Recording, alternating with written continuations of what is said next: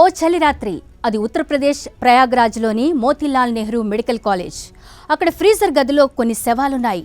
దాని చుట్టూ తల్లి, తండ్రి, భార్య, భర్త ఎవరెవరో ఉన్నారు. ప్రేమతో పెంచిన బిడ్డలు, భర్తను కోల్పోయిన భార్యలు, తల్లిని కోల్పోయిన పిల్లలు. అయితే ప్రభుత్వానికి ఇది కేవలం ఒక సంఖ్య మాత్రమేనా? మహాకుంభమేళాలో స్నానం ఆచరించేందుకు వెళ్లి తొక్కెసలాట్లో చనిపోయింది 30 మంది కాదా? 79 మంది మరణించారా? వార్తా సంస్థ న్యూస్ లాండ్రీ ఇన్వెస్టిగేషన్ రిపోర్టు ఏం చెబుతోంది? జనవరి 29, 2025 ప్రయాగ్రాజ్ మహాకుంభమేళాకు మౌని అమావాస్య కావడంతో పెద్ద సంఖ్యలో భక్తులు తరలివచ్చారు. సంగమ ఘాట్పై లక్షలాది మంది భక్తులు తిష్టవేశారు. పవిత్ర స్నానం కోసం నదిలోకి అడుగు పెట్టాలని ఆత్రం వారిది. ఇంతలోనే ఓ చీకటి గడియ ఆ ప్రాంతాన్ని ఆవహించింది. అర్ధరాత్రి దాటి 1 గంట సమయంలో భక్తులను నియంత్రించేందుకు వేసిన తాత్కాలిక బారికేడ్లు ఒక్కసారిగా విరిగిపోయాయి.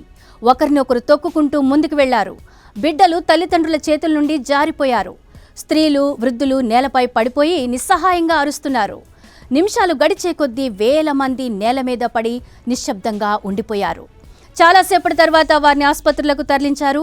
అదే రోజు సాయంత్రం తొక్కెసలాట్లో 30 మంది చనిపోయారని, 60 మందికి గాయాలయ్యాయని ప్రభుత్వం నుంచి మొదటి అధికారిక ప్రకటన వచ్చింది.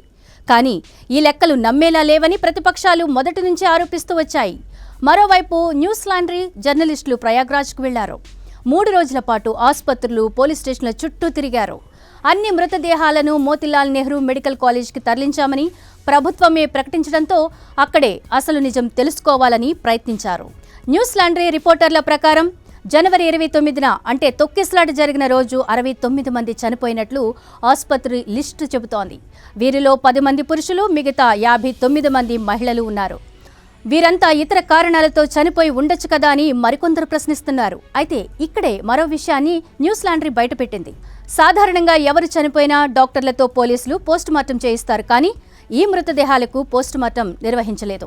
వీరిలో 66 మృతదేహాలను కుటుంబాలకు ఫిబ్రవరి 3న అప్పగించినట్లు న్యూస్ లాండ్రీ రిపోర్ట్ చెబుతోంది.